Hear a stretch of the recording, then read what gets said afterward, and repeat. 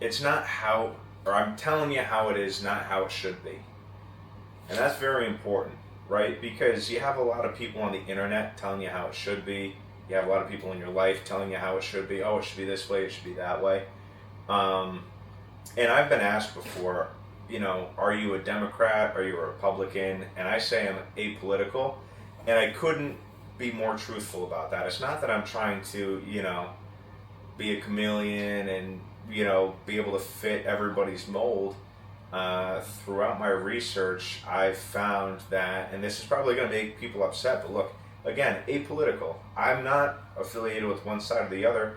I truly believe that there's, you have components in each side that are vying for control, and that's very obvious. But at the end of the day, there's absolutely a structure of the United States government, and I believe in all governments, that any government that has a voting system still has a core structure. And that core structure is protecting the governing interest. And that's just the way it is, and we all know this, right? If World War III happened right now, it would be the government and government officials that has the infrastructure to be saved. And we all understand this. And what's the reason behind that? Because the reason is, after some type of cataclysmic event, let's hope it never happens, but if it were to happen, somebody needs to govern what's left in the ashes. And that's the most important thing. Like, if a society is going to restart, it has to restart from a spot where, or it doesn't have to, but it's at a great advantage if there's already a governing structure to reform the society, right? And then you kind of go from there. So if the government, their priority is protecting themselves, their next priority is likely protecting the people. However, there's a huge gap in protecting themselves and protecting the people. What's a national security risk to the government's governing authority? That's going to supersede protecting the people every single time. Because, even, and to their credit, governing authorities, if they're usurped by a foreign authority, then there's no hope to protect their people, right? So a lot of times we get wrapped up in, oh, I want a Republican president, oh, I want a Democratic president, when in reality, both sides are more concerned about protecting the governing structure in some way, shape, or form, and maybe in their own ways. That authority is going to go about it in their own way. But you can even see, like, the Fed is a great example. It's kind of a microcosm where you could think of the other governors as permanent and stuff. And this isn't actually true, but I'm just saying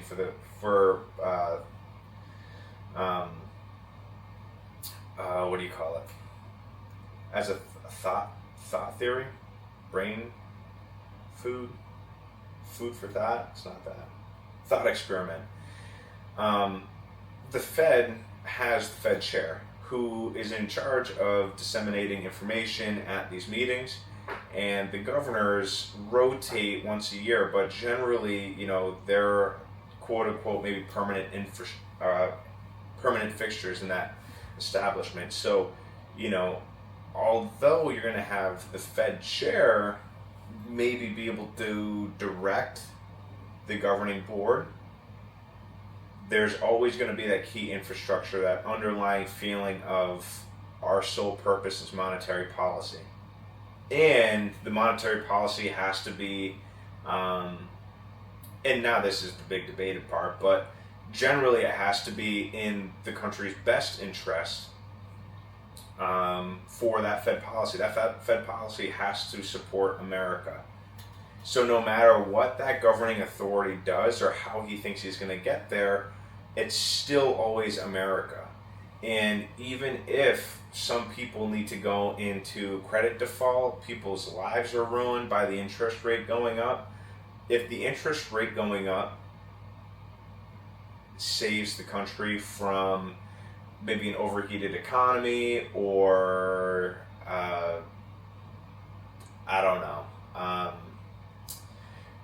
the United States defaulting on their credit in some way, shape, or form, being able to sell our bonds. As long as the interest rate keeps America and the governing economy of America afloat, they don't care what happens because that's their priority. And again, this right here, what I'm saying, I'm just saying how it is. I'm not saying how it should be, right? I'm saying how it is. And if you are going to be a high-level investor, you need to look at the world for what it is, not for what it should be. And believe me, I have my own beliefs. I believe in doctrines for sure, and I understand that in my lifetime I'm probably not going to see it, but it doesn't mean that we shouldn't in some way, shape, or form also try and put one foot in front of the other for a better world. However, that world is not going to come in one day, or in 1 week, or even in a lifetime, or even in 10 lifetimes. The world is not going to be perfect. And everybody really needs to take a step back. And I had a whole list, but I'm probably going to go right into it. But yes, again, I'm telling you how it is, not how it should be. And I had somebody dislike one of my shorts, and I'm not going to be that guy, but I am going to be that guy. I'm like, what's there to dislike about this? I'm just telling you what's going on. I literally said at the end, telling you how it is, not how it should be. And they disliked it, and it's like, I don't know what you could possibly dislike about it. Whatever. It is what it is. It's not, it's how it is. It's not how it should be. People are going to dislike whatever they want, so. But, yeah, so we're going to get right into our stories. But yeah, that's the lens that I look at the world at. How it is, not how it should be. And I will say, very seriously, I 100% believe there's thumbs on the scale for public perception. People should think of statecraft, the word statecraft, look into that, absorb it, and then apply that lens to the world as well, because that's very true. I definitely believe that, there's inauthenticity, and it's really just to leverage certain groups on, foreign and domestic. We have, you can't tell me there isn't outside influence on certain storylines. They might not even be putting in the verbiage. They just may see, this is a cultural flashpoint that we can take advantage of, and they just they inflate the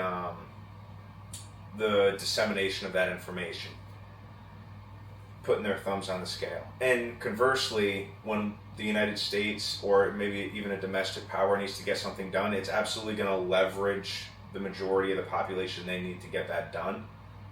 And that's been one of my running themes for some other stuff. I really don't like getting into it, but that's been the overarching theme that I think is you just see the thumb on the scale to leverage the people economy. The economy of people, leverage them, whoever you need, get enough people to support your idea so you can move forward with it. And that's life in general. Life in general is you have a goal and you need to leverage. It could be one person, it could be 10 people. Generally, we're in that range, but as you get bigger, business owners, governors, presidents, you start to amass a bigger and bigger group of people. And I was just talking to my buddy about this the other day. Your number one person, if you were to start a business, your number one person, you still have to explain your thoughts in great detail to that one person, and they're still not going to see your picture perfectly. Then you add 10 people, and you have an objective. How are you going to get those 10 people to do what you want them to do, right? It's let's just say it's in everybody's best interest too. I'm not saying you're taking advantage of everybody. You're trying to get 10 people to do what's in their best interest and yours. now imagine how you're going to speak with 100 people about that, and then 1,000. And eventually you start to realize that the messaging that you're going to put out there is going to be, to the broader base, is going to be very simple. And then eventually you start to realize that there's key groups within that group that you need to have more representation in, and better verbiage, better reach, because they may have more power in the broader group. So you're going to have, maybe, like I was saying, that right-hand guy, that number one person, maybe they're going to talk to your inner circle for you, and they're going to deal with that. You know, or maybe your outer circle, they're going to deal with that, you know, and then you might have different groups where you say you need to inject maybe a different version of the overall goal, and say, hey, look, like, I understand the context of your group situation, and everybody else will benefit from this, but I know you guys will benefit from this specifically because of that. So yeah, you absolutely need to keep an eye on some of these things, that there's definitely leverage on pain points in our media. So, and really sad, but there was a coordinated attempt over last weekend at Freedom 250, and it's just like, that in lies the theme. It's, you know, it's pretty egregious. You know, we should not be doing stuff like that, at the very least. And I think we can all agree that we need to probably take a step back. You know, the redistricting for the Democrats and the Republicans, and maybe I'm getting a little bit too political here, but I'm just gonna say it. That's way too close to domestic infighting. And, you know, you just see people cutting down on basic courtesy on both sides, and it's just a recipe for disaster, and we don't need to be that way. You know, there could be a coordinated effort among the people to say, hey, look, like, we don't care what your policies are. If you're going to do low blows, that's just not a part of it. And I know that's wishful thinking. This is gotta be a super small following. I saw my best video last week was about the Russian oil breakdown. If you didn't watch it, go watch it. There'll be more today, so you'll need a little bit of context. But yeah, there's just probably no way out of it. So whatever. But maybe my words can be a little bit of help to kind of bring in a little bit of rationality and just say, yeah, you know, maybe Nate's right in some ways. It's how it is, not how it should be. These ideological concerns are, you know, they're important for sure, but to risk, you know, true violence over some of these, like, some of the concerns are just, it's just unnecessary to resort to violence over some of this stuff. So,